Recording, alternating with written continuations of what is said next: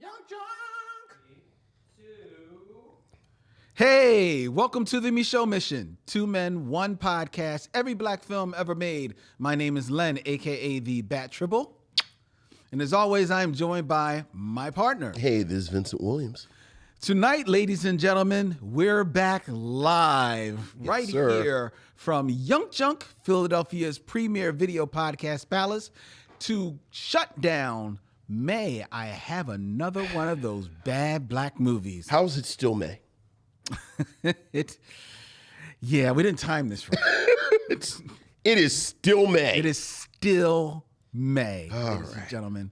So we've got one more movie to bring to you, and this one is brought to you by Vincent himself as we review 1997's Booty Call. Yes. Starring Jamie Foxx, Tommy Davidson, Vivica Fox, and Tamala Jones in her feature film debut. Yeah. Oh, yeah. Tamala Jones. Oh, yeah. All righty, then. This promises to be a fun time here on the Micheaux Mission. Well, shout out to each and every one of you out there who are watching us live as we stream to Facebook. We also stream to LinkedIn. Vincent, you know we stream to LinkedIn. I did not know we streamed. We stream there are people that are while they're looking for gainful employment. They are also sitting down, checking out the Micheaux Mission. So hello to all of you. Hello out there, and good luck. Yes. To you. And always all of you out there on YouTube, out there in the chat. Hello, missionaries. I see you out there. Wow, this is crazy. Yeah. How you been, Vincent? I'm good. It's been a long time. I know. Well rested. Yes. Back in the saddle, and yourself? I'm doing very well. Excellent. Good to hear. I have a bad cut on my hand, though. Were you fighting? I was not kung fu fighting. Okay. All right. I was not. I was moving a couch. Okay. And it had like a long screw out of it. And it took kind of like a deep groove. Got a little gash. Got a little gash, and it was healing up pretty good.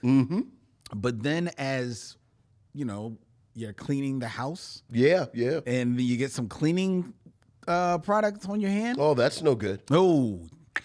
Yeah.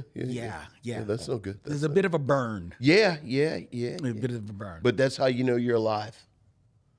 Is that what it takes? I mean, there are easier ways, but apparently you're. I'm just trying to make lemonade out of your oddly specific lemons. We got a packed show for you tonight, ladies and gentlemen. But I don't know if you saw this little bit of TV news. I understand. What you don't realize, ladies and gentlemen, is that you are lucky enough to watch me and Vincent do our little podcast here at 7 o'clock every night. I, however, am gifted with the podcast between Vincent and Dylan before the show. As they go back and forth about all of the things that they enjoy. Yes. And I don't know if either of you know this. Okay. But one of your favorite shows from HBO Max was not renewed for its second season. Scavenger's Reign. Yeah, I saw that. That doesn't surprise me at all, though. Really? That doesn't surprise me in the least. See, once you kind of make your peace with so many people are stupid.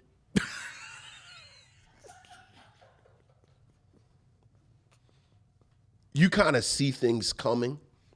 And the problem with Scavenger's Reign is that it was really, really smart. It's a very smart animated sci-fi. And then all jokes aside, you know, Americans still think animation is for children. They do.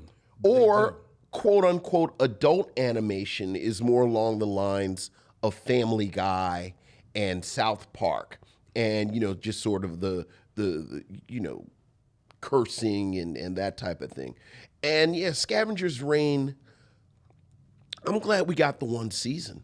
And I'm glad we got the short film, the kind of pilot film that led up to it. But yeah, I think it's more. Quite honestly, I was shocked that it went to series on Max. Well, I mean, if it was going to go to series on streaming platforms, where it would go to right. Series. I think what it is though is that the American viewing audience. You're right.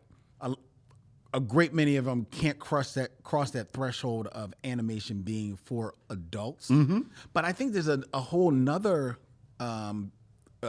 level of adults who are into animation. Mm-hmm. I mean, because The Simpsons has been a thing for like sure 9 lifetimes. Yeah, but who can't get past animation being serious. Right, exactly. And I should have added that to the profanity and the kind of the jokey joke. Mm-hmm. Either being serious or being comic, or serious means comic booky. Sure, and not Scavenger's Reign, which is.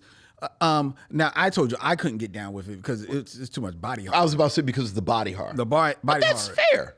But that's because they take that horror seriously. Yeah. It is there to squeak, skeeve you out a little bit. But I don't know if you also heard this. The first season of the series is going to be on Netflix. Yes. And then Netflix has put it out there that based on the response, sure, they might pick it up. I am not holding my breath. It would be wonderful if it happened. I don't know. I think it's a show that on Netflix to a more international audience. I hope you're right because I absolutely loved it. But again, all jokes aside, part of the reason that this is the first time we've spoken about it on the show is because it is a taste. Yeah. Like it's a taste, and either you like it or you don't. So I would never say, "Oh, everybody go watch it." Like we said, hopefully everyone caught Pearly Victorious last week on great performances. Yes. Yeah. I actually missed it. I'm sure it's still running. Yeah. So I'm sure it's still running. Catch it. I love that. But yeah. Scavenger's Reign. All right. Well, as we mentioned, ladies and gentlemen, we have a thick show tonight. Mm-hmm. We've been going. We have a little bit. It always seems like so much longer. I know. I know it does. I'm walking around last week. I've got like my beard has grown down. What year is it? So we're back, and we're going to kick off things with words from you, ladies and gentlemen. Your emails, or as we like to call them, missives from the missionaries. So what else is going on, Lynn? We have emails, Vincent. Ooh, missives from the missionaries. Ooh.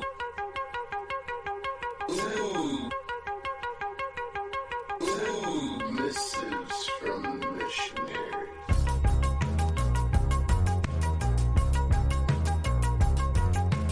This is from the missionaries, ladies and gentlemen. We've got more than a few emails. We've got a couple of double headers in here as well, but we're going to go through all of them because you've been waiting so patiently. Mm-hmm. All right. So, Vincent, this one comes from Michael Sykes. What's up, Michael? This one from Michael is titled "The Baddest In Bands in the Planet." Hello, Len and Vincent. Last week, when I watched y'all review 3 Prince movies and his concert movie, I realized the Sign of the Time Band is better than New Power Generation and the Revolution Band. It also made me wonder, what if there was a battle of the bands, the Sign of the Time bands versus James Brown's band in their prime? Who would win? Sign of the Times band is great with many genres such as rock, jazz, pop, funk, soul, and blues, and maybe even a little hip hop. Slow down on there. But the JBs is a great band also that can do the same. Len and Vince, who would you pick and why? I'm always gonna go with the JBs, and I'm assuming he said in their prime. So my favorite version of the James Brown band is that the Bootsy Collins. Bootsy, yep. Yeah, with the young boys. And like, I think like 71, 72.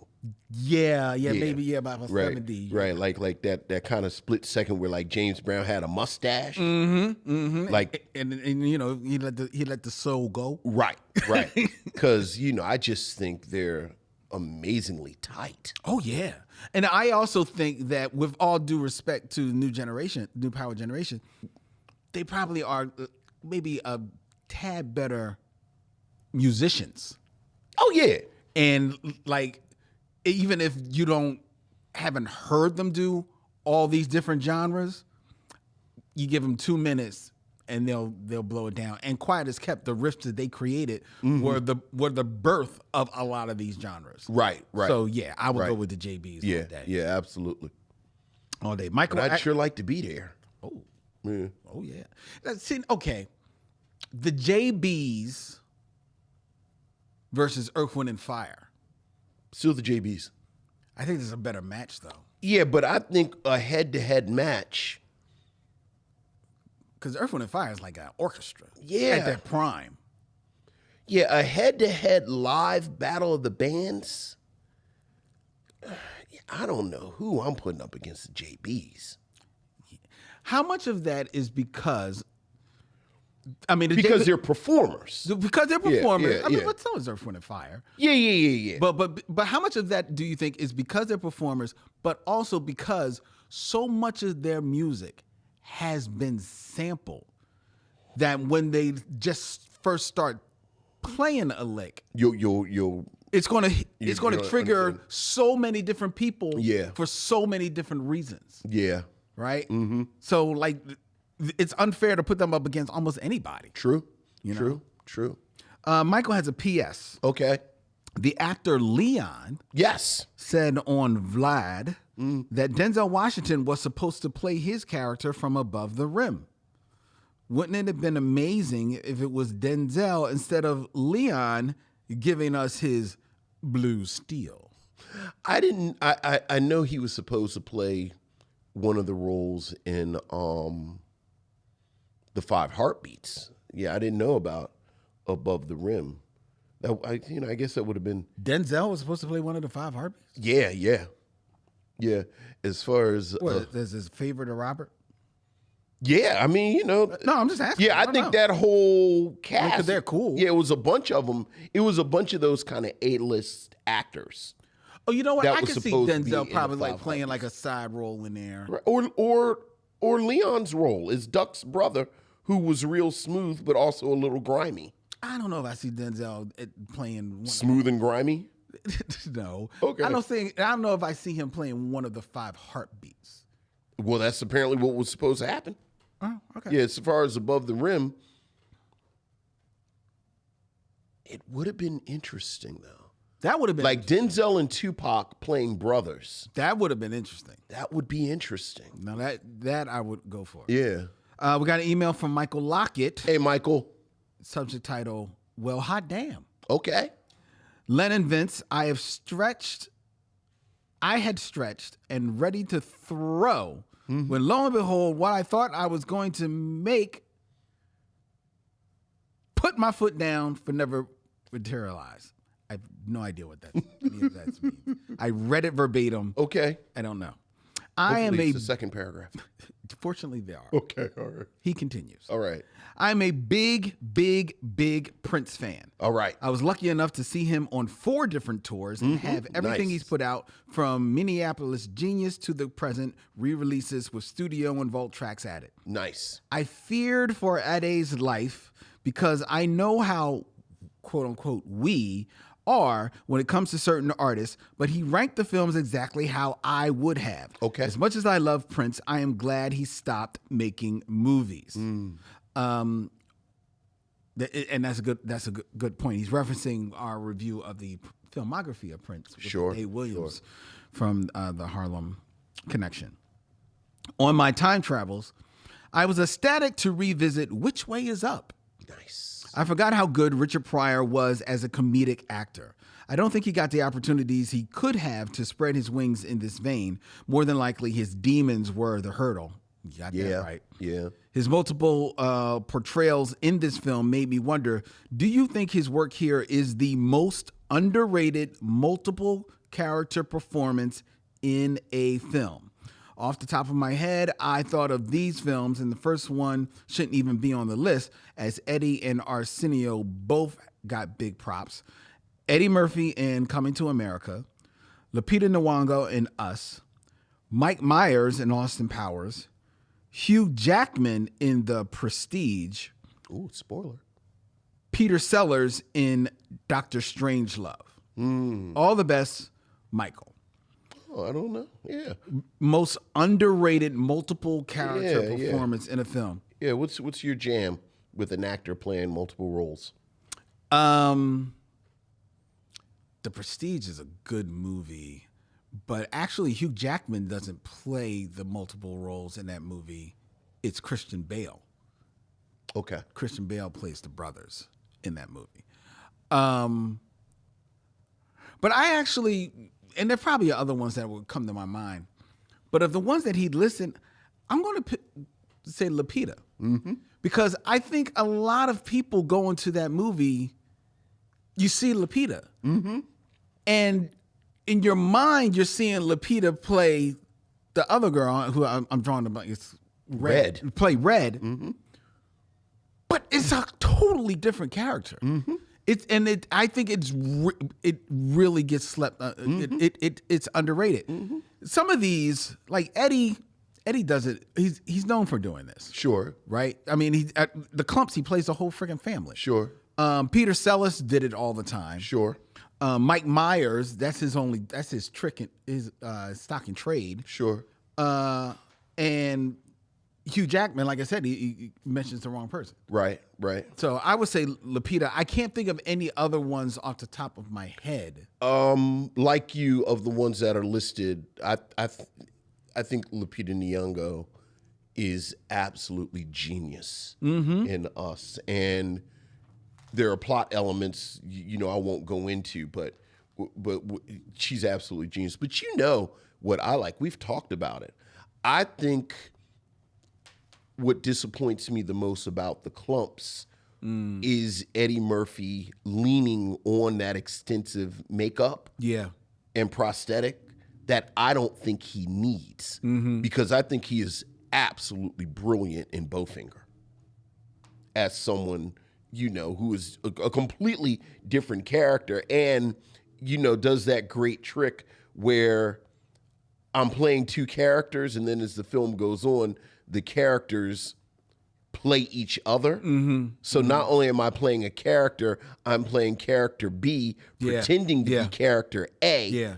But you can tell that it's character B pretending to be character A, who I also play as character A. Right. With very little makeup. And so that's my all-time favorite. And that's a good one. And now we're talking about film because that's what Michael was talking about. But if I went to television, I know where you're going for television. Go ahead, say it. Tatiana Maslany. Yeah. Oh yeah. In Orphan Black. Yeah.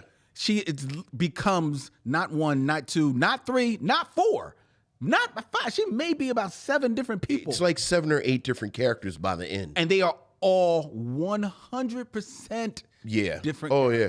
And kind of like I just said about Goldfinger, throughout the series, you have these different characters going in disguise as the other one character. Right? And whatever combination you throw at her, she's able to pull it off. Oh my God. Yeah, Orphan Black is amazing. It's amazing. One of the best pieces of science fiction. Yeah, absolutely.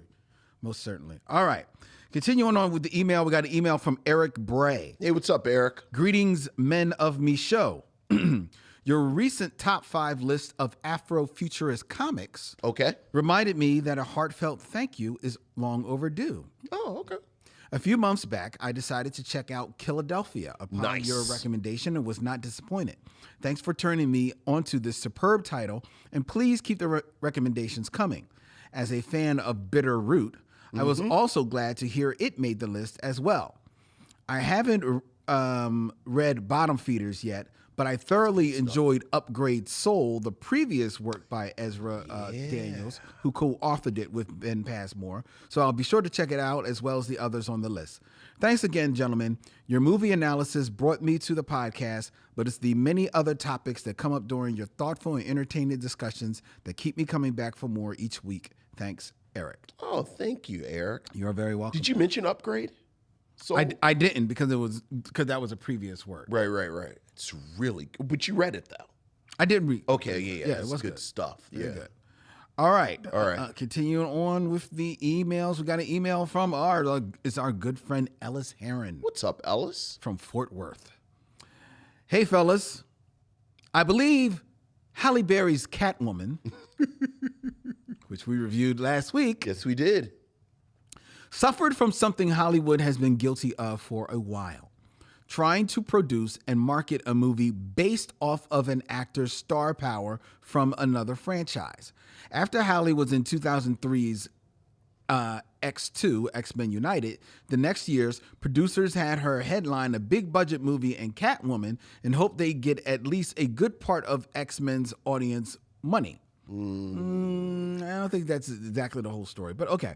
That same year, Hollywood did it to fellow X-Men alum Hugh Jackman with Van Helsing and Vin Diesel with The Chronicles of Riddick. Yeah.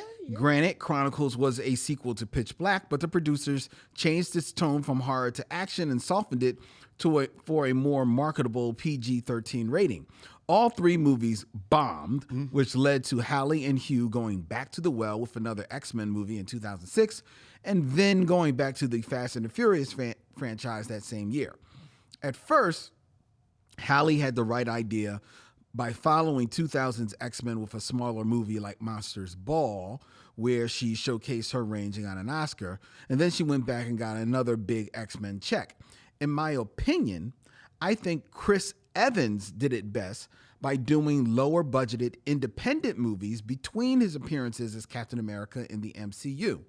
That way, he gets to do movies that have little chance of bombing while diversifying his filmography and possibly getting critical acclaim.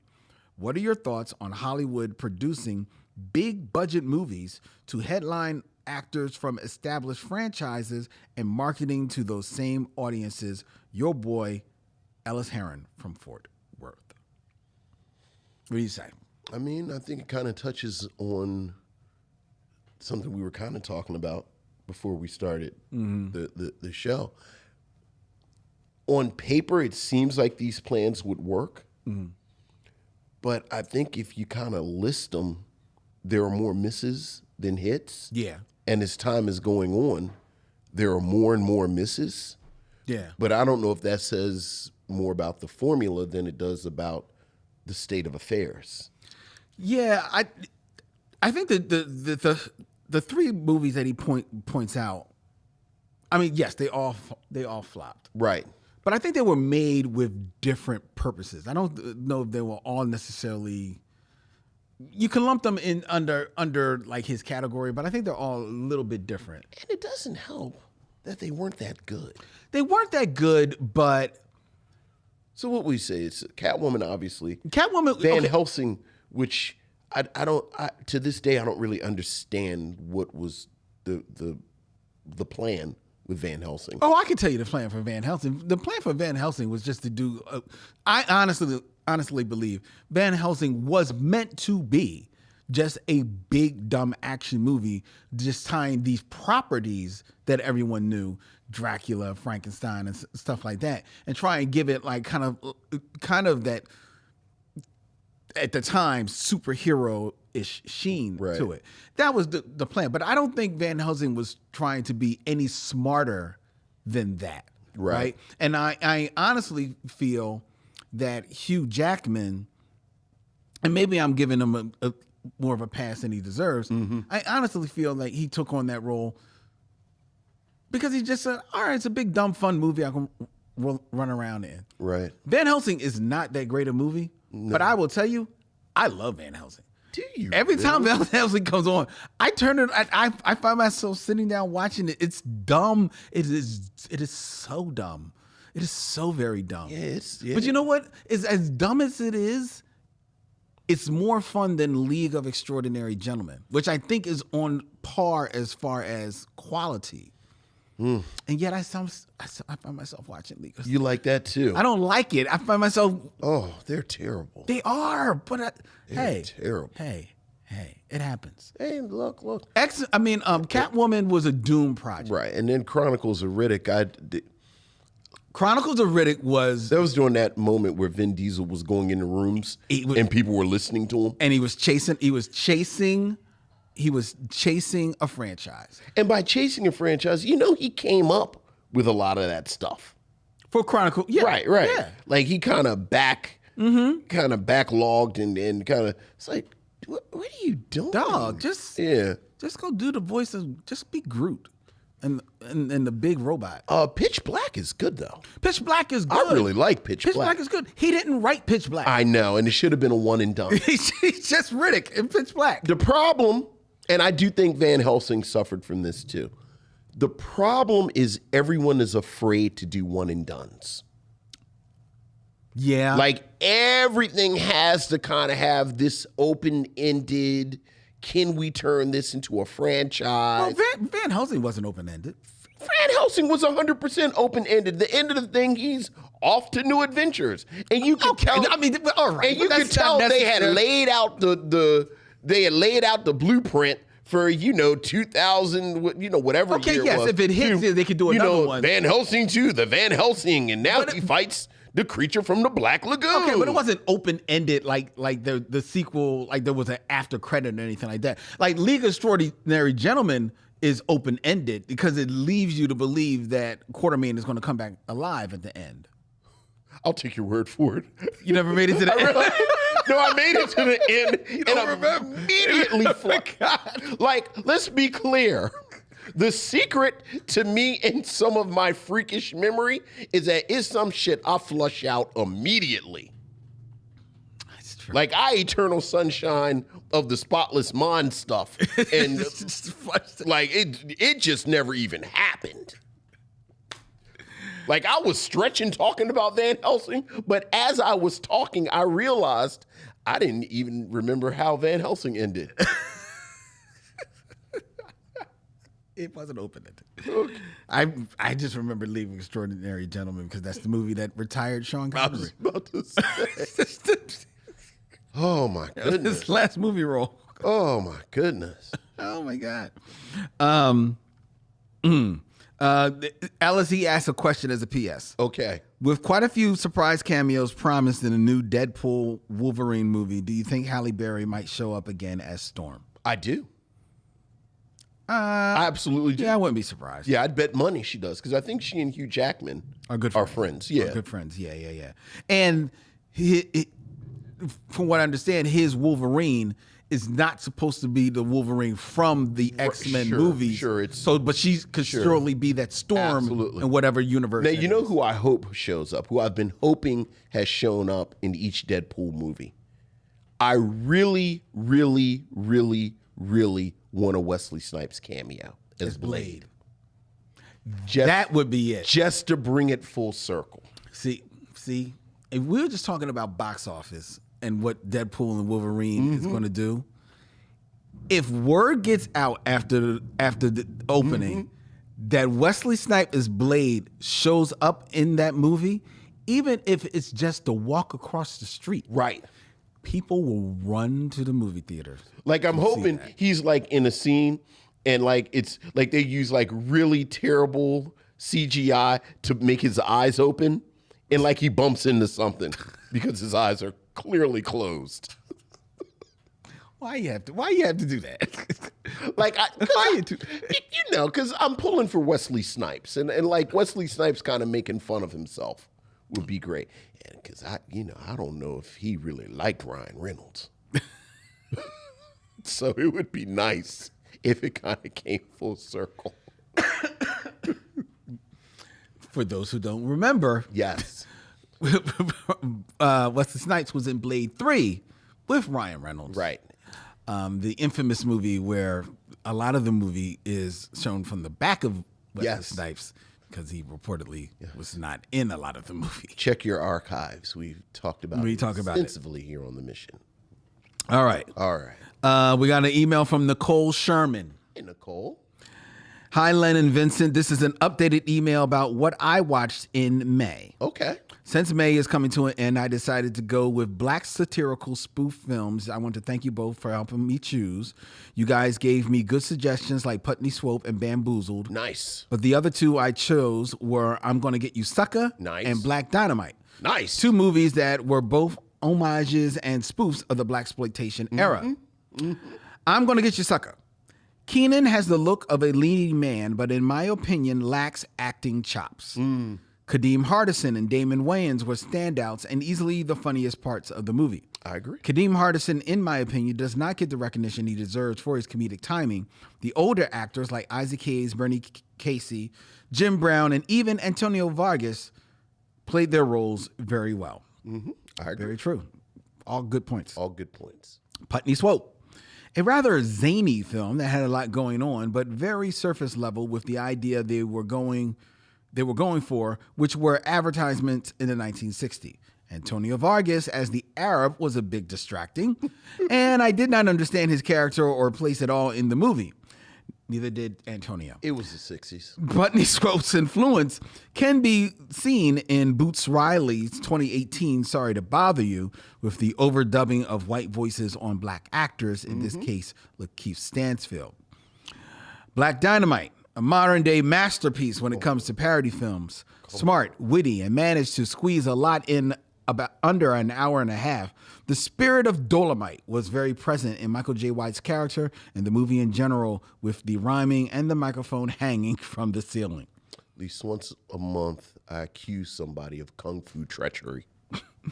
Bamboozled. This was my first time watching this movie, and I have so many thoughts. I'm going to keep it as brief as possible. Never would I think Damon Wayans and Spike Lee would team up to make a movie like this one. Tommy Davidson was one of the best, along with Savion Glover. What I will say is that this movie reads more as commentary than an actual satire, but nonetheless a solid film. Looking forward to the new episode. I want to say that the month of June, as I mentioned last time, will be all about Spike Lee. All I am going to say the month of June will be the movies from Spike's golden year, starting off with my personal favorite, Mo Better Blues, from a fellow missionary, Nicole Sherman. Nicole, I like your viewing choices. Yeah. Huzzah. Huzzah. Have you seen Giancarlo Esposito on TikTok recreating the scene from Do the Right Thing where the kid runs over his sneaker? No, I haven't seen that. It's fantastic. Yeah? It's fantastic. You know, I absolutely adore Giancarlo Esposito getting his flowers. Me too. Yeah. I actually am watching now. I don't know how much longer I'm going to watch it. What, Parrish? No. Okay. No. Parrish isn't bad. Godfather of Harlem. Oh, is he on there? Yeah. Yeah, he plays Adam Clayton Powell. Right. But that's on like Epics. Well, it's on Hulu. Is it on Hulu? It's on Hulu. Oh, you ain't said nothing but a word. It's on Hulu. I've heard good things. It's not bad. It's not Okay. bad. It's. I'm in the first season. I'm about 6-7 episodes in. I'm there, but I'm like, I'm getting a little. Okay. But Giancarlo is amazing. He is amazing. The man's he's Shocking. right. All right, we got one more email, Vincent. All right. This is our second one from Michael Lockett. It's Michael Lockett 2, Electric Boogaloo. Greetings and salutations, brother. Thank you and your DTF guests, Daryl Charles and Tim Marie. Absolutely. With Love us when them. we review Catwoman, for a funny and well-deserved scorched earth policy regarding Catwoman. It was well-deserved. I did not know the backstory on the script / A-listers offered the job. My time travels took me 180 degrees from the Catwoman slop to the fine dining of Brother John. Oh, my goodness. I could not agree more with Vincent. Love that movie. Films like this is why I've happily found the podcast and keep coming back. I think it's only now that we are able to appreciate the talents of Sidney Poitier and others of his ilk. Hearing the angel versus alien debate made me wonder if there are other films you can think of where the species of the main character is left to the viewers to figure out. I am coming up blank. Thank you again for both episodes, Michael. Ooh, this is surprisingly, well, maybe not that surprisingly, something that is really interesting to me. Okay. My two favorite examples. The beings at the end of Steven Spielberg's AI in the far future. Oh, I don't even remember. Okay. Right. So remember what's the little I see. You remember AI? Yeah, AI is about robots and right. So at the end, spoiler for a film that's better than you think it is, but not good enough for me not to spoil it. It goes into the far future. Okay. Where because he plays like a robot. Right. And then it's the far, far future, and he's you know kind of dead or unconscious. Okay. Seemingly deactivated. Some aliens and or some futuristic robots come. Okay. And revive him. Okay. But there's question about, well, are they aliens? Are they robots? Oh, that come. That come. Oh, okay. And that's always interesting to me. And then my absolute favorite, a film that is one of my absolute favorite films from that one and done science fiction golden age that I just was alluding to, is The Abyss. I've never seen The Abyss. I love The Abyss. You know, I don't like I love The Abyss. But you're not in the bag for The Abyss. I'm not, right. Oh my goodness. I can't believe you've never seen The Abyss. But there are some creatures in The Abyss. Mm-hmm. And they're like, well, are they aliens? Okay. Or are they just mermaid people? Or, okay. You know, what are they? Well, I mean, but I kind of like it when it's not definitive. Well, his what question, these other beings are. His question was more to asking about the main character. Oh, the main character. So that's why he was saying he was coming up blank, and I couldn't think of any where the main character is a little, it's like that holy, and I don't know. I can't think of any. I feel like there's something right on the tip of my tongue where it's like, that's that sandwich you had before you came in. Oh, that's nice. I was going to say Michael, but he clearly was an angel. Michael. The movie Michael with John Travolta. That's quite a pull. It's coming up blank. Yeah. I can't think of anything. Me either. Oh, well. Me either. I know I'm going to think of something on the way home. Right. And we'll talk about it. Right. No, you know what will happen, ladies? I'll tell you what's going to happen. The cameras are going to go off, and then on the postscript to Vincent and Dylan's podcast, they will be going back and forth about Dylan will be coming in. You know, I was thinking about that question, and he'll come up with some German abstract film that Vincent will be like, we watched that in my film class. I taught that. I don't even know what. You did? I sure did. I know his sister. Oh, my God. I'm married to her brother. And the next thing you know, those two will be going to the town. Don't hate. That's so ugly. It's so ugly. It's so ugly. Don't be mad. I'll just be here with the top 5. All right. Because that's what's next. Top 5. Who's your top 5?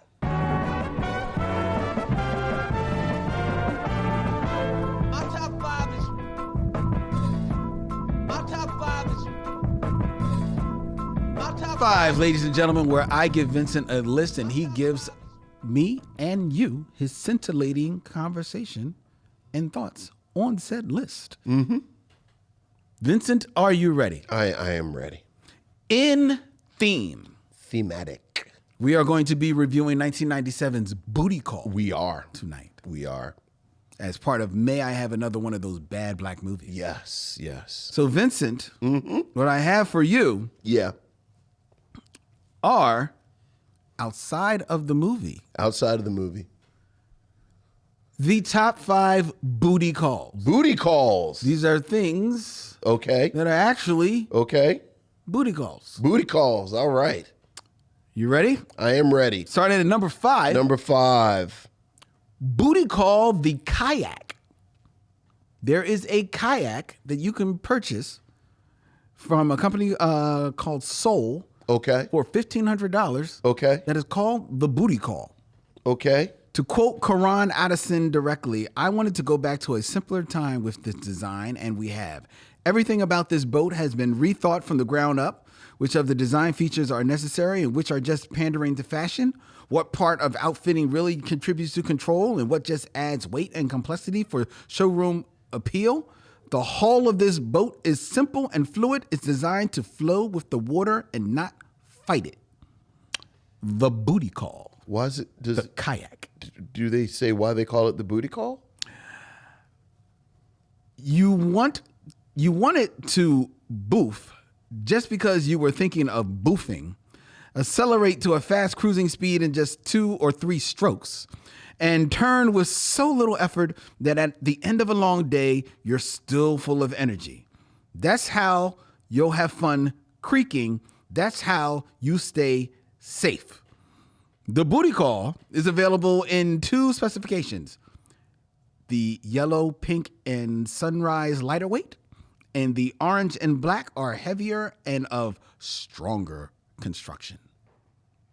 Okay, so they didn't explain. Like, I didn't miss something, did I? No, Okay. they do not explain why it is called the booty call. And then you used a verb.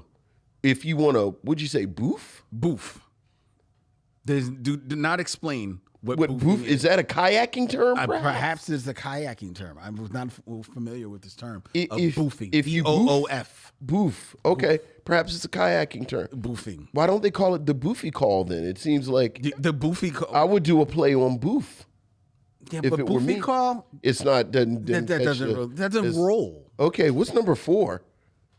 Number 4. Okay. You ready? I wasn't ready for the kayak. Apparently, it's like the Spanish Inquisition. No one's ready. Number 4 Okay. for $650. Okay. It's an expensive booty call. It is. It is booty call the leather bag.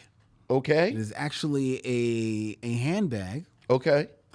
that comes in a variety of colors, from Madison bright red to Foofy lilac, Sydney, which is neon yellow, Envy, which is Kelly green, Marie. Okay, you don't have to name orange. all the colors. Mushroom, which is a light taupe. Why is it called the booty call? There is absolutely zero reason why this is called the booty call, but I believe if I had to make a guess Sure. as to why the booty call leather bag The booty call leather bag. is called the booty call, Okay. it is because it is the bag that you grab and have ready For a booty call. for when you are called to respond To a booty call. to a booty call. I have to say, if you're responding to a booty call, I don't know how much I'm bringing a $650 bag with me. Why? Hey, you know, booty calls, I think, oftentimes are sketchy. They're not sketchy. Oh, a lot of times they're sketchy. Booty calls aren't necessarily sketchy. They're not Do necessarily you know sketchy. what define booty call? Between 12 and 6, outside of a dating situation, Okay. oftentimes outside of an actual relationship.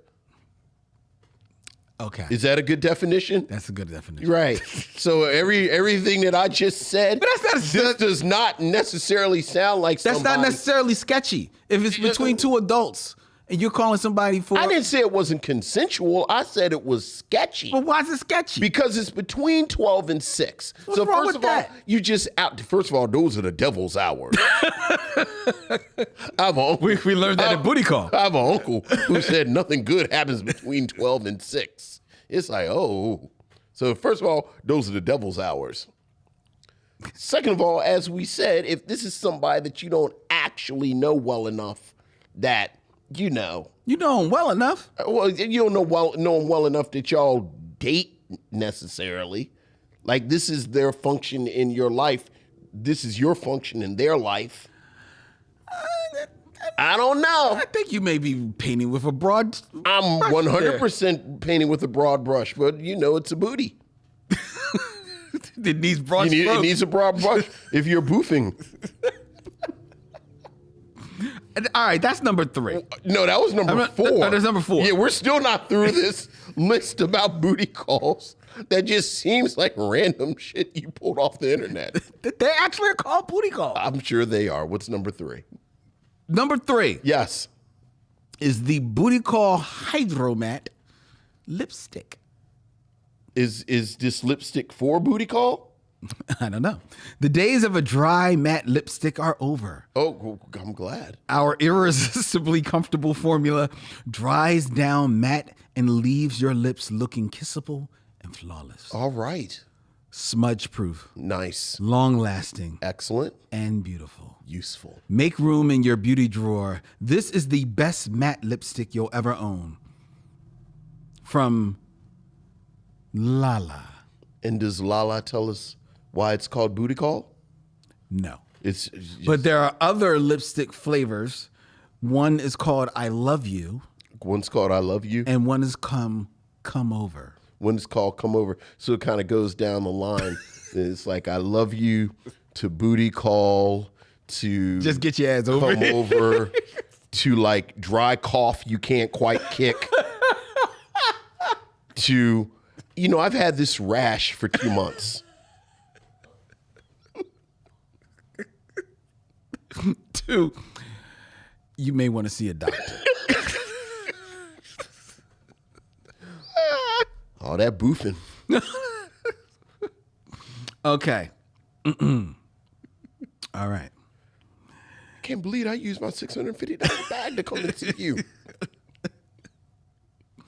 I got my matte lipstick. Right. I kayaked all the way I up was here. about to kayak over so we could get into some boofing. You know the waters I tried. That's right. I gotta make it. All right. Number 2, Yes. Booty Call, Booty call. the novel The novel. by Shay Jackson from 2012. Enter into the life and mind of a former addict. This is a true story of a little girl who was raised in the church and molested at an early age. What? Whoa, this is getting really dark. Unsuccessfully dealing with all of her childhood problems, things continue to mount up. She's turned her back on what she loved the most, her church, and began to drift from the altar to the alley slowly. From almost being killed to wanting to kill, Booty Call is a stunning account of actual events that happen. It ranges from the clubs, drugs, rapes, and a failed marriage. This book is powerful and it must read by all. If you are struggling or know someone who struggles with the issues of life, you want to get this book. Booty Call. Shay Jackson is a seasoned woman of God, a minister of the gospel of Jesus Christ, an encourager, and an entrepreneur, dedicated to helping men and women who have a need for spiritual guidance and growth, which led her to write the 2012 novel, Booty Call.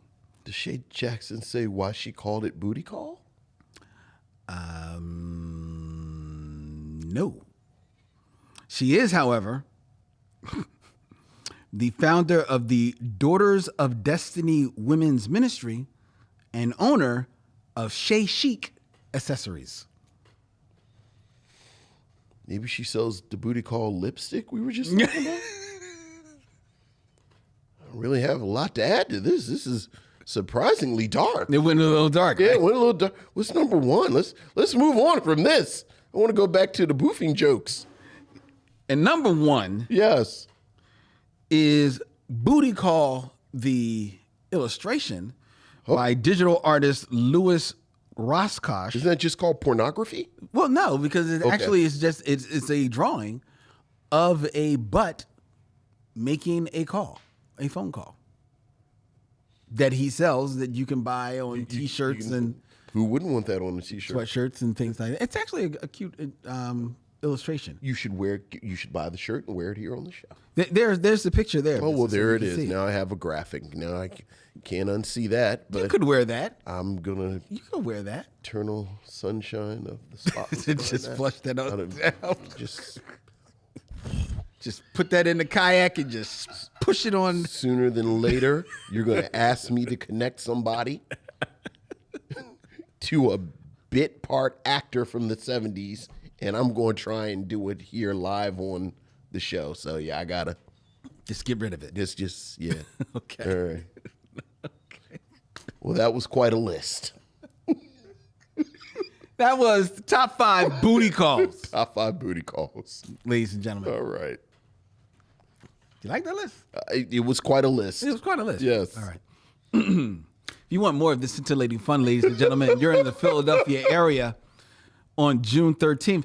Dylan, if you'll notice, there should be like a QR code lower third I put in there for 5 heartbeats, because the 5 heartbeats, ladies and gentlemen, are going to be on the big screen June 13th. Yes, sir. The Bryn Mawr Film Institute, brought to you by the Micheaux Mission and the Be Real Black Cinema Club.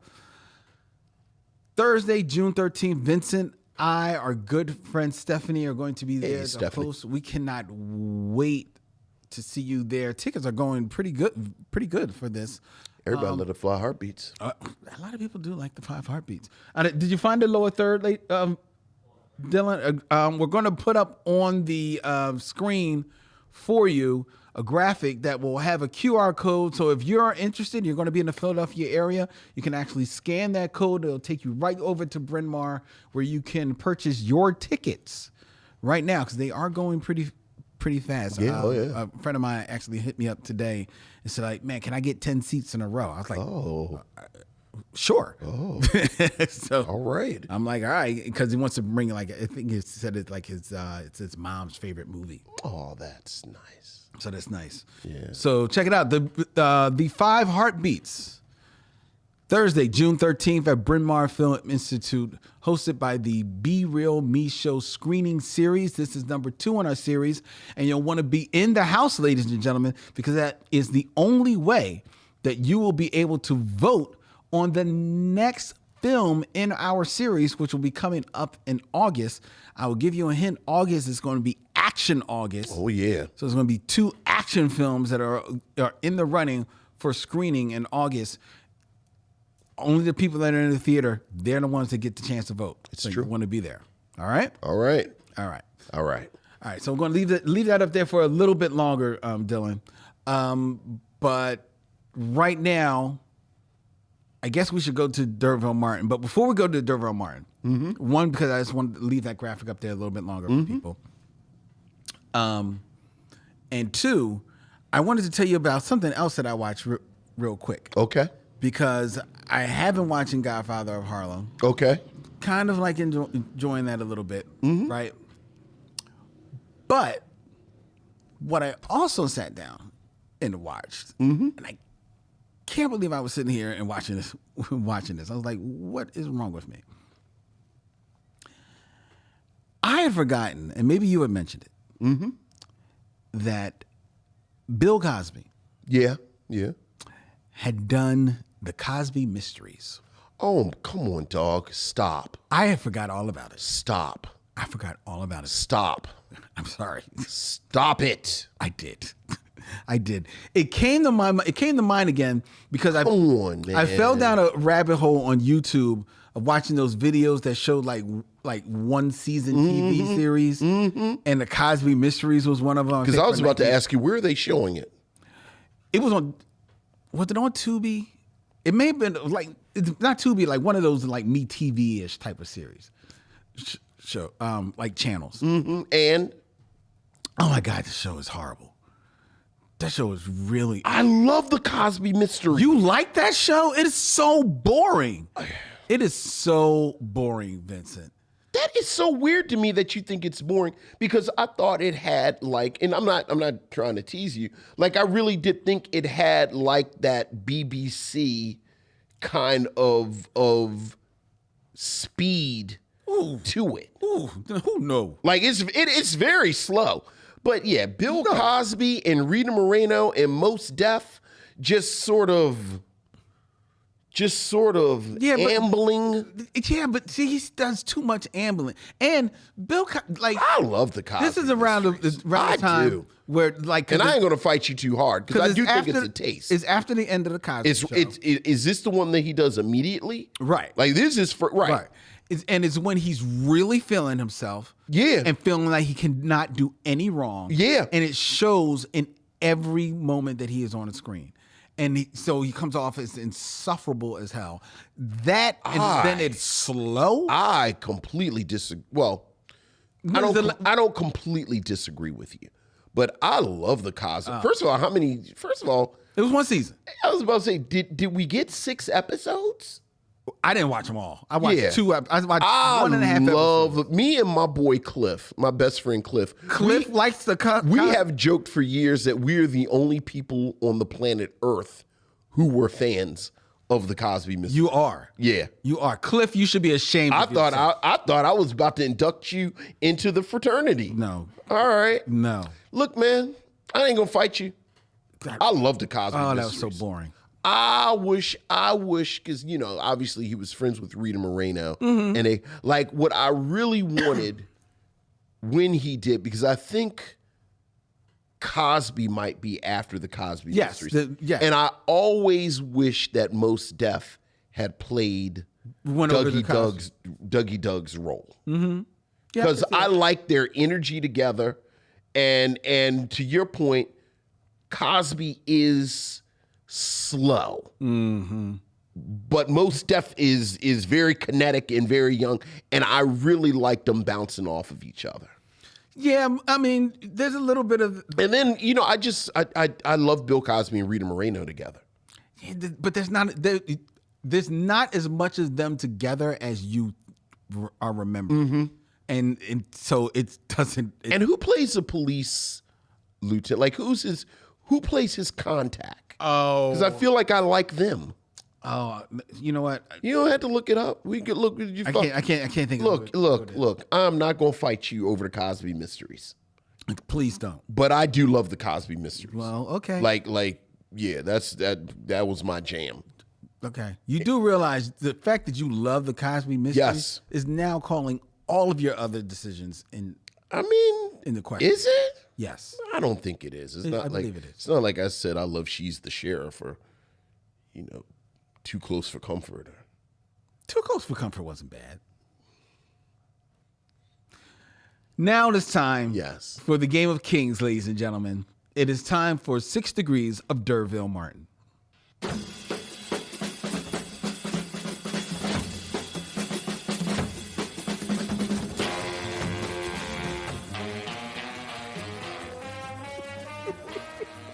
6 Degrees of D'Urville Martin, ladies and gentlemen, where I give Vincent 2 actors and he has 6 films or less to connect them to D'Urville Martin. I'm going to call you out. Lynn waited until the cameras were off.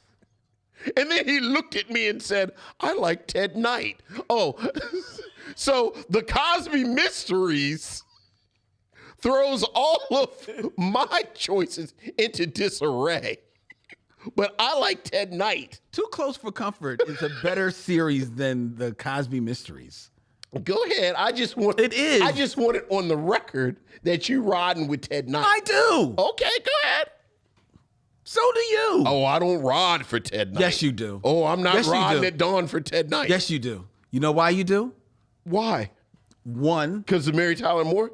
And 2. No, I ride for the Mary Tyler Moore show. Okay, but you also ride. He's good on there. Yes.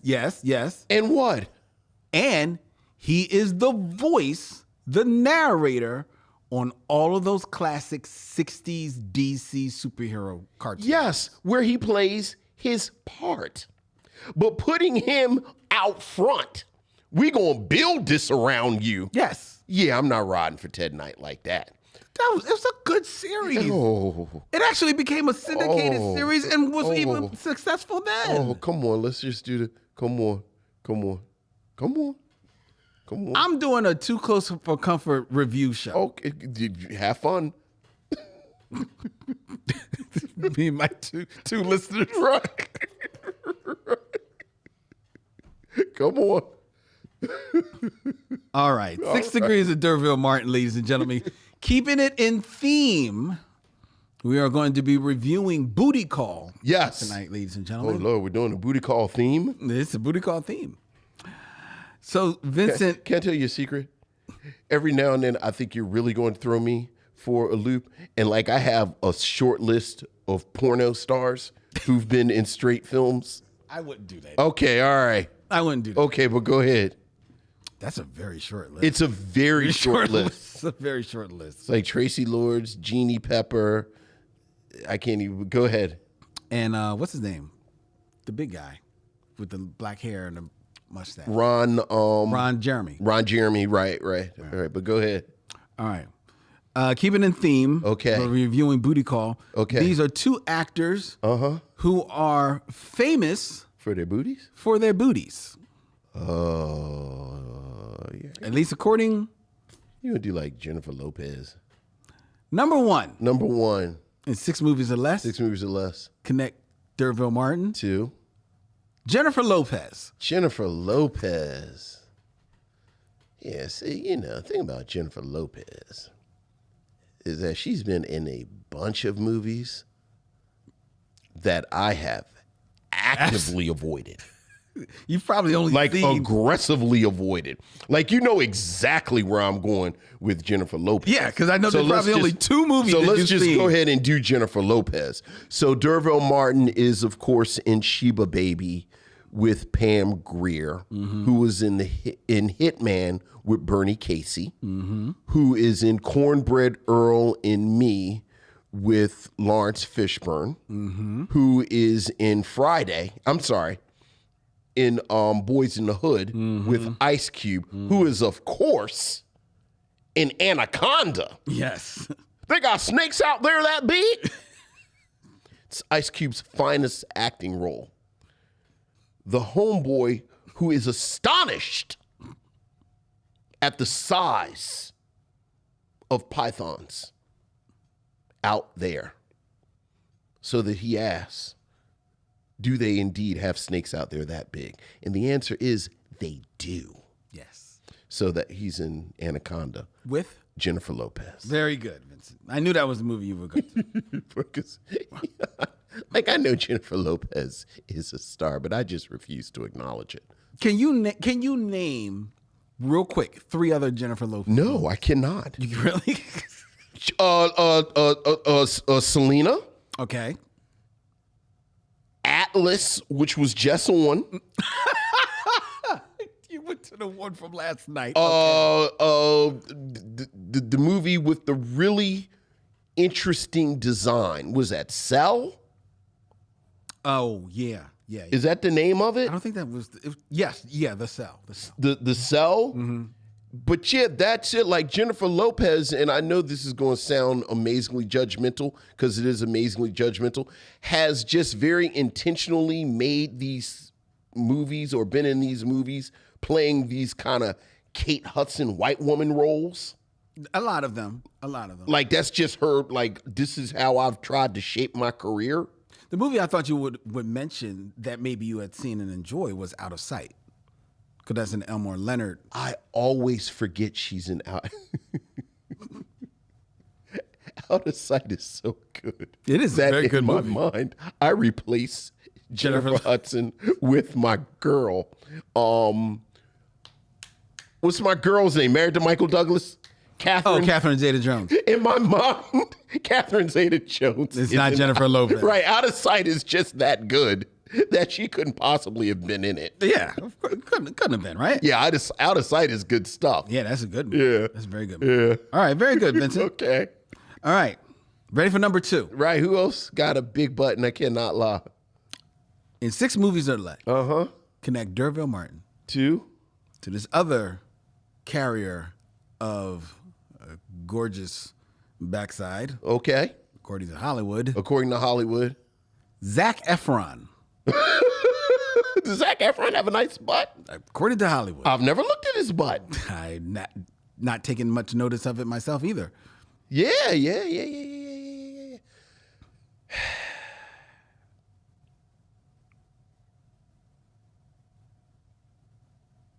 Did you see Iron Claw? I did see Iron Claw. Was it good? It's all right. It was all right. All right. I haven't seen Iron Claw. You know, Zac Efron is another one who. So what was Zac Efron? All right. Okay. Here's what we'll do with Zac Efron. This is probably the only time I'll be able to use this guy, so I'll use him. So we're D'Urville Martin is, of course, in Five on the Black Hand Side with Dick Anthony Williams, who was in Mo Better Blues with Samuel L. Jackson, who is in Avengers Endgame with, we'll keep it black and brown, Zoe Saldana. Okay. Zoe Saldana is in Guardians of the Galaxy with David Hasselhoff. Oh, yeah, he shows up. And then David Hasselhoff is, of course, in the Baywatch movie with Zac Efron. With Zachary. Is Zach in the Baywatch? Yeah. It would have been easier to use The Rock, but when's the next time I'm going to be able to pull David Hasselhoff? It's going to be quite some time. So there you go, Zac Efron. Very good. In the Baywatch movie. I would have not known that. I thought this would stump you a little bit. No. The Baywatch movie is actually kind of fun. Is it? Yeah. I think I caught that like at somebody's house. Yeah. I mean, besides that, he's also in Neighbors. That's a funny movie. Neighbors with Seth. It's not bad. Seth Rogen. Seth Rogen. Yeah. But that's all I know from him. He's another one that I know he's in stuff. Yeah, you're missing nothing. And I saw he was in the Iron Claw. He was in the Iron Claw. And if you're not into wrestling, you're not really going to Right.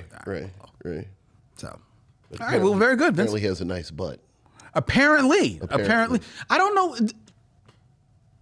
Is this going to write us at micheauxmission@gmail.com. You don't have to write us. What makes a nice butt? Okay. What makes a nice? What makes? I've always been curious. Like I know like what I look for. Sure. In it behind, but what do women look for in a man's butt? Are they looking for size? Or looking for the density? These are certainly questions. And please, I sincerely write us at micheauxmission@gmail.com. You don't have to write us. Well, how else are we going to find out? Do we have to find out? I mean, I'm curious. You can have a little mystery. So I'm curious. Okay. Because we're probably going to get a different. Someone's going to say this, and someone's going to say that. That's the way opinions work. Yeah. I know. So I'm curious in people's opinion. I'm curious. I want to talk to the missionary. Lynn is curious about men's butts. Email us. Dylan's writing a paper. Email us at micheauxmission@gmail.com. All right? Help him out. All right. He's going for his master's. All right. Okay. All right. Oh, so now it's time. For us to review Booty Call. Booty Call.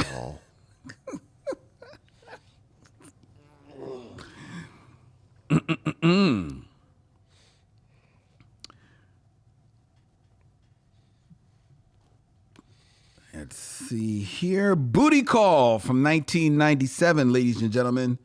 A film where two friends who have gone too long without sex set out to get some. Go and get some. This movie stars Jamie Foxx, Tommy Davidson, Vivica Fox, and Tamala Jones. Also features blink and you may miss him, Bernie Mac. Bernie Mac in one scene. In one scene in this movie. That was Vincent's selection for tonight's close to May I Have Another Bad Black Movie. Vincent, what say you of Booty Call? Look, Booty Call was really kind of a no-brainer. Like we kind of joked about it's still May, but just a little peek at how the sausage is made. We realized we had one more episode in May, and it was a no-brainer to pick something like Booty Call because this is a film that has been a punchline and a joke since it's come out as shorthand Yeah. for just a terrible movie. It's like this is maybe tied with Soul Plane. Yeah. when you want to be dismissive of these black movies. And it's Drek. I mean, it really is. It's exactly what everyone has said. It's no hidden gem or anything. And so it's May. So it's really no big deal saying that, oh, we picked a terrible movie, oh, it's terrible. But as fodder for our conversation, there are aspects of the film that, are kind of, interesting, worth talking about. Again, I think everything you need to know about Booty Call as representative of this moment is that it's 1997. And there are a couple of things going on in the culture in 1997. By 1997, Def Comedy Jam had been on. Yep. For like 5 or 6 years. And Def Comedy Jam, as much as we celebrate it, I think Def Comedy Jam sort of single-handedly, as a cultural phenomenon, coarsened the craft of black comedy and black comedians. Okay. Like, for everyone who came out of the Def Comedy Jam trenches, there were 20 comedians that just tried to get up there, hold people's attention. And it very much was an example of something that you and I have talked about with certain, certain people and certain, like this sentiment that loud is funny. Yeah. When it's really just loud. So Def Comedy Jam had kind of shifted the culture. Alongside Def Comedy Jam, the parallel would, of course, be Comic View. So you have this 1-2 punch of this very kind of coarse, lowbrow comedy that is part of the culture. And then, pointedly, considering that we have 2 alumni from that show in this film, as much as we celebrate In Living Color, for every really sharp, really smart moment on In Living Color, like you think about Homie the Clown, you think about the Star Trek spoof, the Wrath of Farrakhan. Every moment that was really sharp and kind of pointed on In Living Color, there were 10 other skits that kind of produce, again, this kind of lowbrow whatever. So in a lot of ways, this film is just reflective of where the culture was at that moment. Yeah. I think it is kind of interesting that the film really revolves around the subject of safe sex. Like the whole kind of plot engine, as little as there is these 2 characters played by Tommy Davidson and Jamie Foxx going back and forth looking for condoms. And, Tamla Jones's character, those condoms, you got to get latex because, right. Now we got to get a dental dam and this, that, and the other. And this is a moment that, I'm always kind of fascinated by hip hop from the mid 90s, where it is surprisingly responsible. Like, so much of it is talking about, wrap up your Jimmy, don't do. But that was the music at the time. That was me. But, it's worth noting that this is a cultural moment that in this lowbrow film, it's realistic that it revolves around safe sex. Right. And frankly, a smarter film, like if they had paid even a little bit of attention to the script, this could have been something akin to Dude, Where's My Car? Or not Hal and Kumar. Hal and Kumar. Hal and Kumar Go to White Castle, Right. where you have these characters kind of on this ridiculous quest, and then they have stuff happening. Yeah. It's Drek, but in some ways, it's kind of fascinating looking at these 4 actors in this Drek. I think Tamala Jones is one of the most underrated comedic actors from this period. Love Tamala Jones. This is her feature film debut. Her feature film debut, and again, I'm a big Tamala Jones fan. Mm-hmm.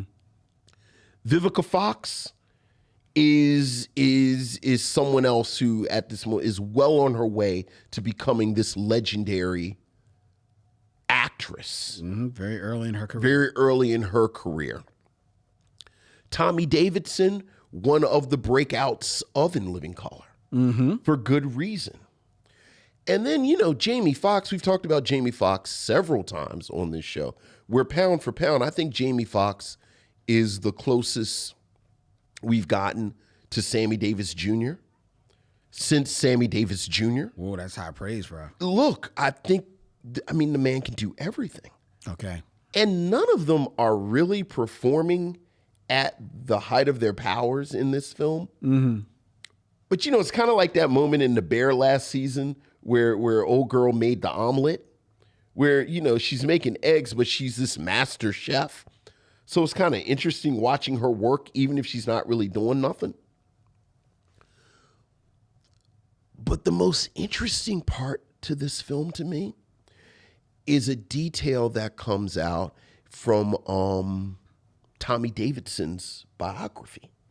Tommy Davidson visited us a couple of years ago now. Yeah. When his biography came out, and Tommy Davidson talks very candidly about his time on In Living Color and the challenges he went through on In Living Color with the Wayans and that production. And, I believe he's the first cast member from that cohort that's written about that time. Mm-hmm. Yeah. Like I really hope that the whole cast at some point writes a memoir.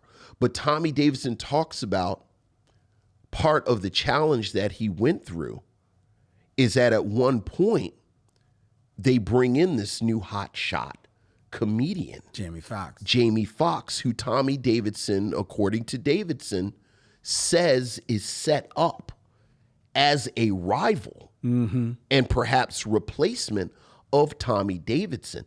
And the two of them have this really complicated relationship, so that it spills out into this film where Davidson, again, just going from what he wrote, apparently Bill Bellamy was supposed to play this role that Tommy Davidson has. And it's supposed to be Tommy Davidson and Jamie Foxx. And this is Jamie Foxx's first big role. You mean it's supposed to be Bill Bellamy? I'm sorry, it's supposed to be Bill Bellamy and Jamie Foxx. So Jamie Foxx is cast already. Tommy Davidson comes in, and according to Davidson, it's supposed to be his lead. Mm-hmm. And Jamie Foxx is supposed to be in a supporting role. And then, he says Jamie Foxx hams it up, tries to steal scenes. It gets to the point between the two of them that they almost come to blows. So knowing that, I was kind of interested looking at the movie, at the energy between these two performers. And Jamie Foxx, he's very young in his career. Like I said, he had appeared in films before, but this was his first big role. Yeah. And he mugs, and you can tell he's trying to steal scenes and this, that, and the other.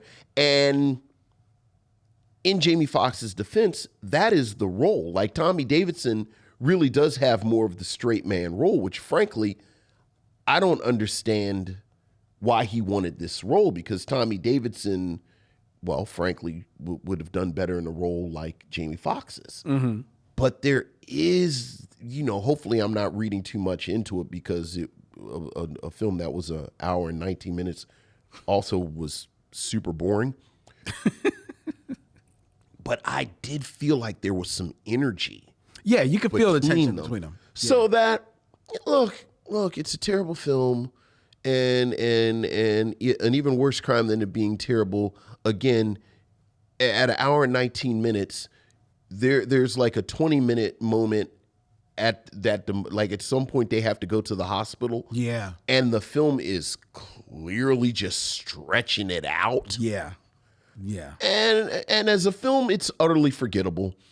As a document from what I think is going to eventually be a very important cultural phenomenon, a very important sort of documentation of this important cultural moment, which I think In Living Color was. Mm-hmm.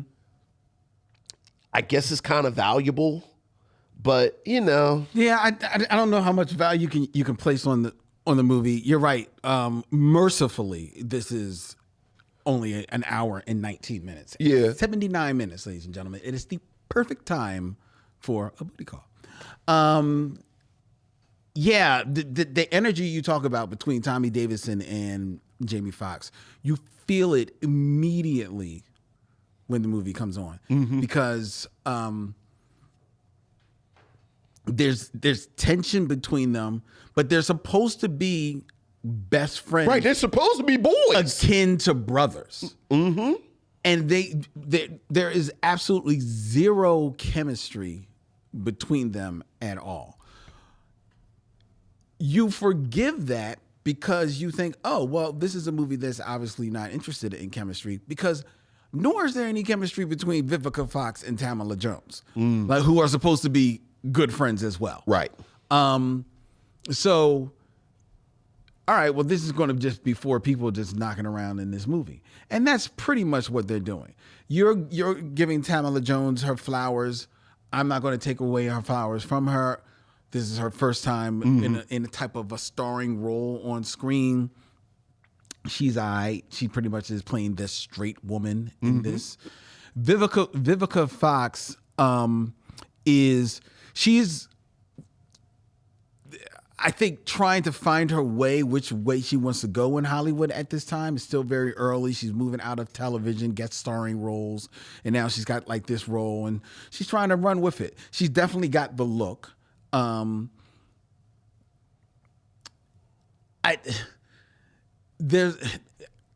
don't know whether or not it's the script letting her down, her co-actors letting her down.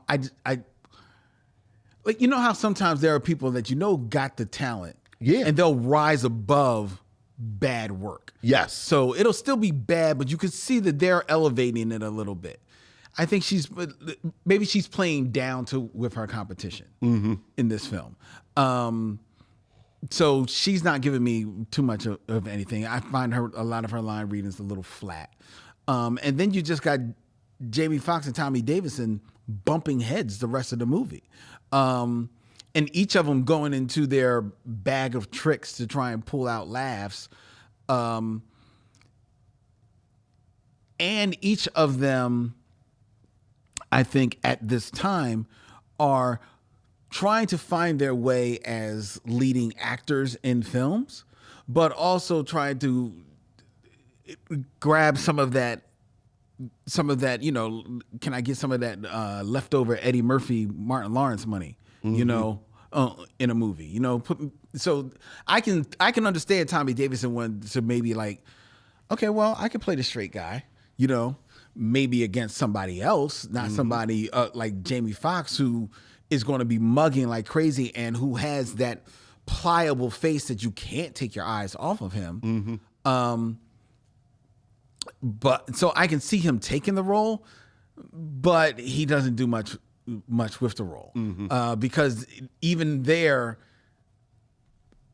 the script doesn't allow him to stretch, and what it does give him to work with, he can't do anything with. The movie is not funny. It's not funny. However, I will point out two moments that did admittedly make me laugh out loud. Oh, let's see if they're my moments. Go ahead. There's a moment when they are all at dinner at a Chinese restaurant, and the conversation gets to going because the idea is that Tamala Jones' character has been dating Tommy Davidson's character for 7 weeks and hasn't given him any. Right. And like, oh my God, you're going to let him wait for 7 weeks? And Vivica Fox's character, named Listerine. Yeah, but with a Y. With a Y. This is not the script of Gary Glenn Ross. This is not Gary Glenn Ross. No. This is not David Mamet. she points out, like, how you just going to let a brother, like, you know, wait like 7 weeks?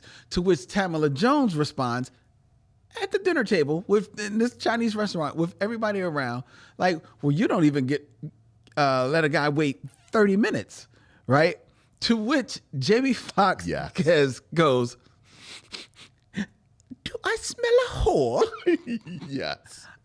I cracked up on that. Because it comes out of nowhere. It comes out of nowhere. Yeah. It is so in character. It was I wrote that down. I wrote ding ding ding secret square. There you go. I wrote it down too. Yeah. Do I smell a whore?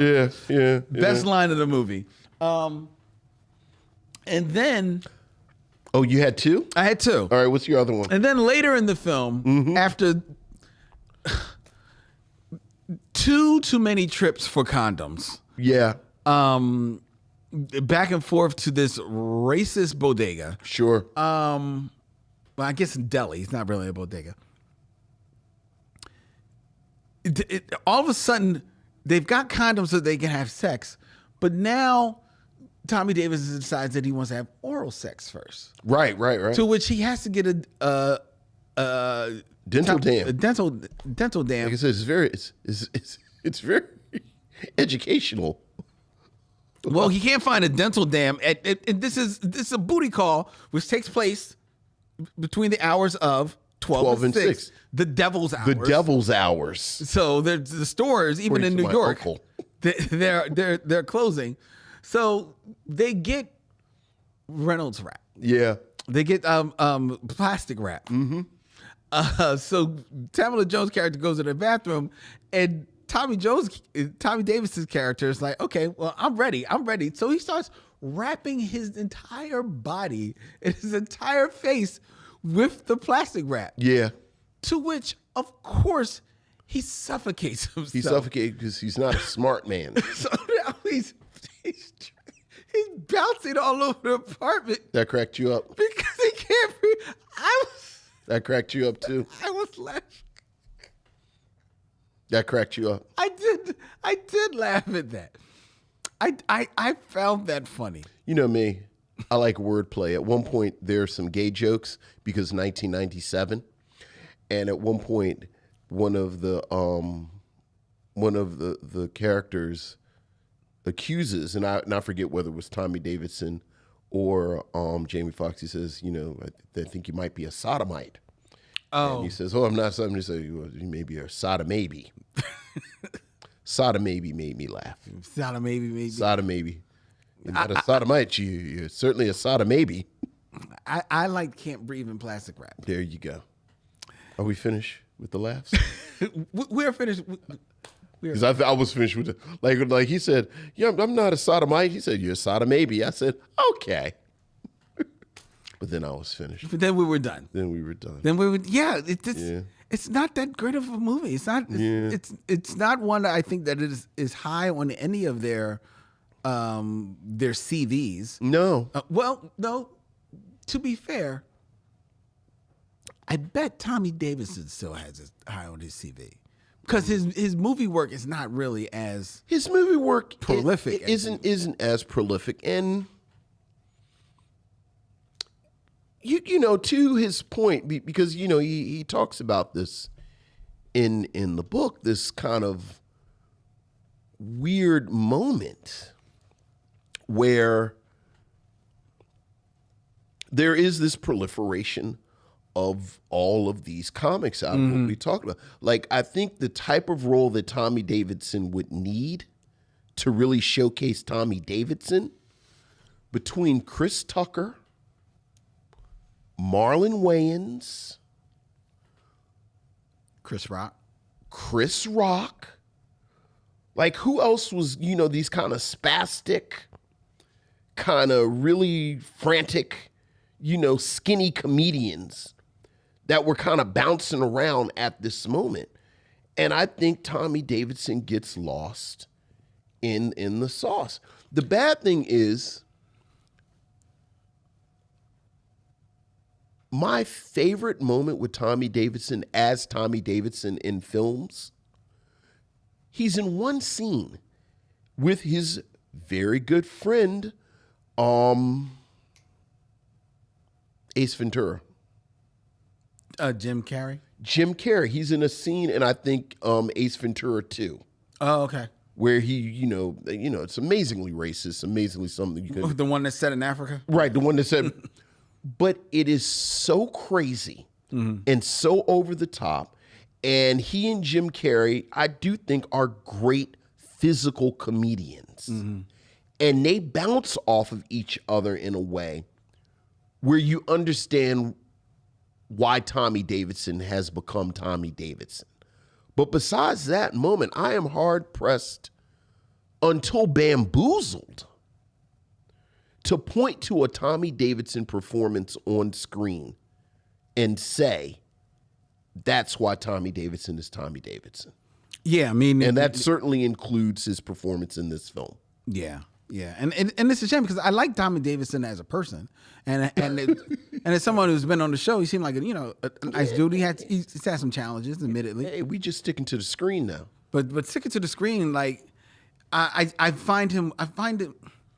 He is somebody who I put him a little bit like Martin Lawrence to me, in that they have a presence. But it's the same presence. Right. Martin Lawrence is another one who I think took a lot of roles that Tommy Davidson could have played. Well, I mean, Martin Lawrence was, and if you couldn't get Eddie, you got Martin Lawrence. Right. And then everybody else was coming after scraps. Right. So I'm not knocking Martin Lawrence's place in the culture. No, not at all. But he is somebody who, and to his point, he's somebody who shows up the same way almost every time that he is on screen. And I think Tommy Davidson does the same thing. Yeah. Right?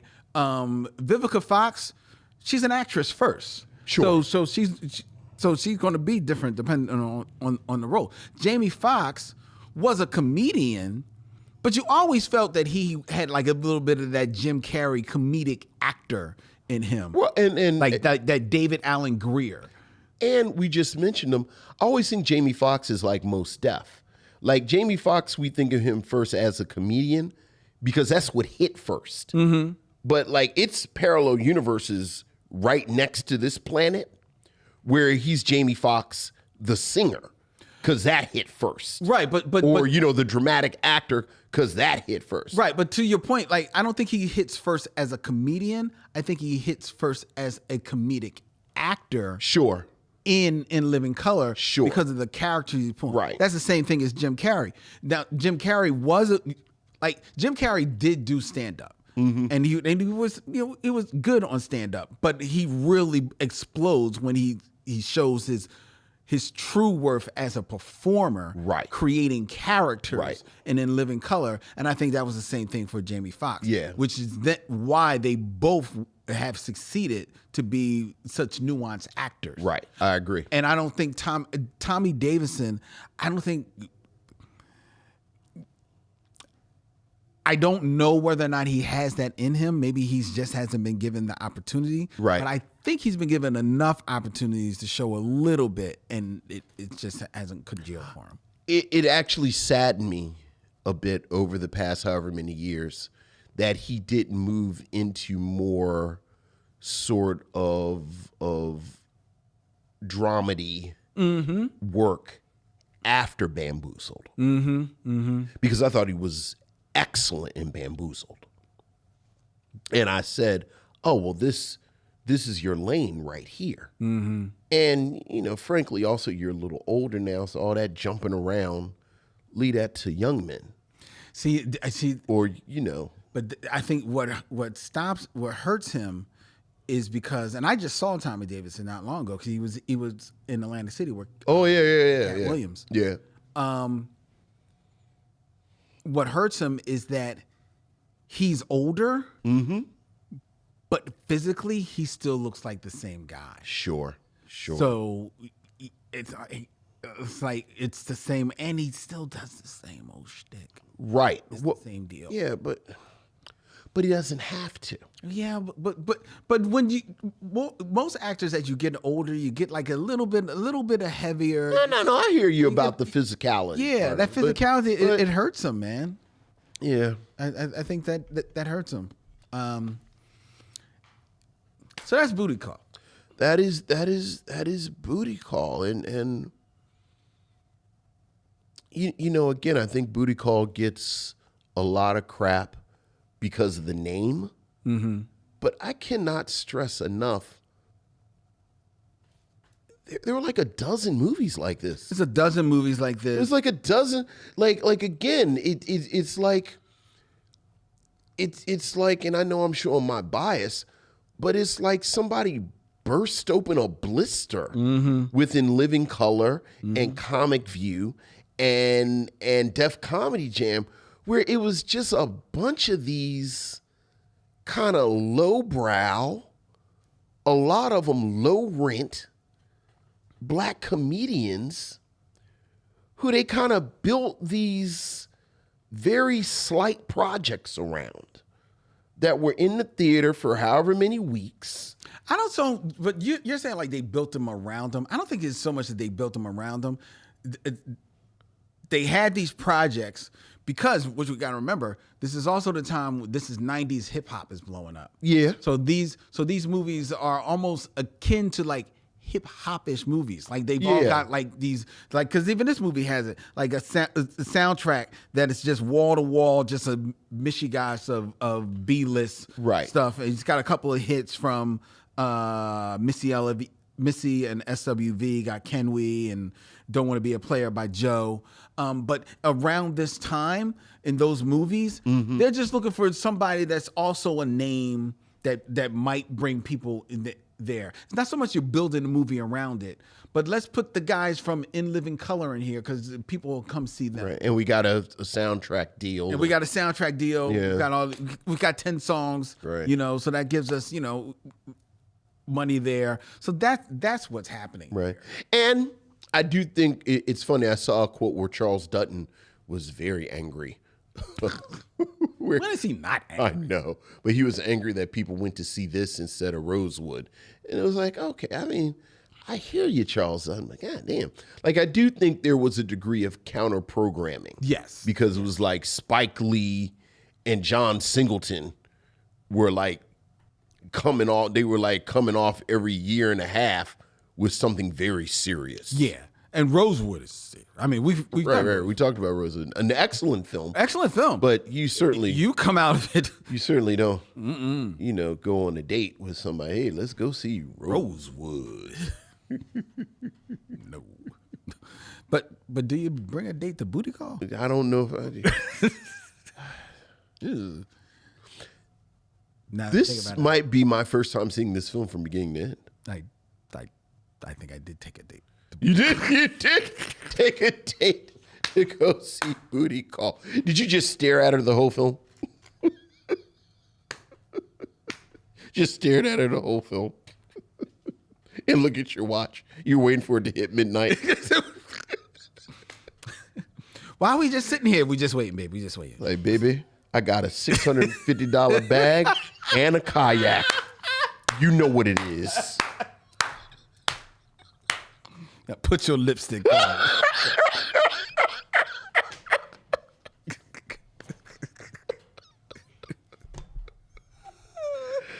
Oh, boy. All right. That was funnier than this entire film. Let's get out of here. Yeah. All right, ladies. I mean, I guess we got to ask the question. Oh, do we? We do. We do. Ask the question. Would you recommend Booty Call? I would not recommend Booty Call. Not even for the cookout? No. Okay. Because it's boring.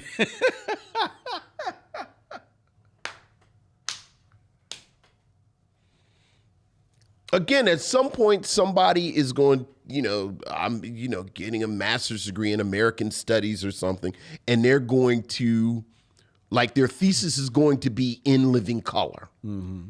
And I think this could be valuable for that very specific reason.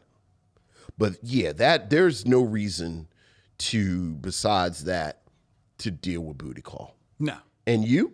No. Okay. No. All right. No. Now you go ahead. You have to do things in its proper order.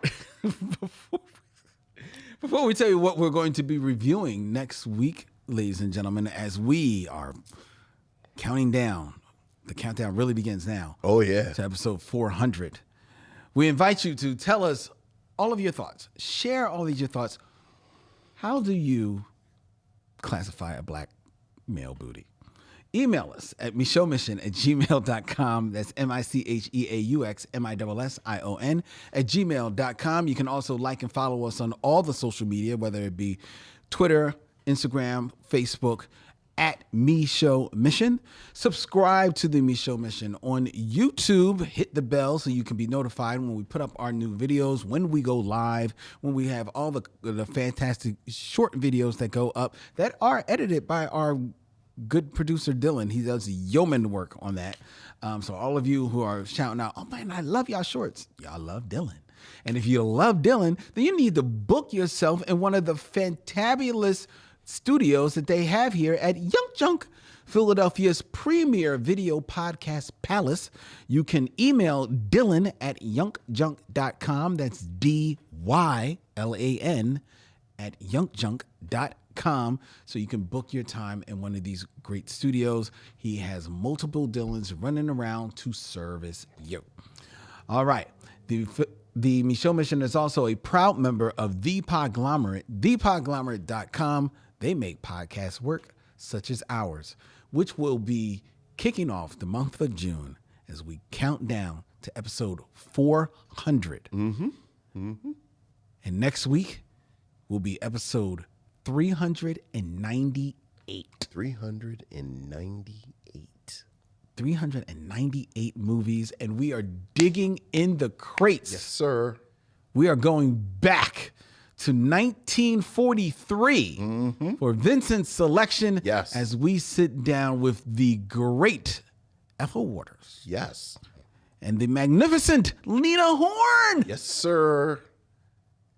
In A Cabin in the Sky. Cabin in the Sky. Duke Ellington. Louis Armstrong. Louis Armstrong. Oh my God. We dug in the crates and we came up with gold. Yeah, oh yeah, oh yeah. Next week here on the Micheaux Mission. Until then, he's Vincent, I'm Len, and in parting we say, we'll see you when it's time to meet again.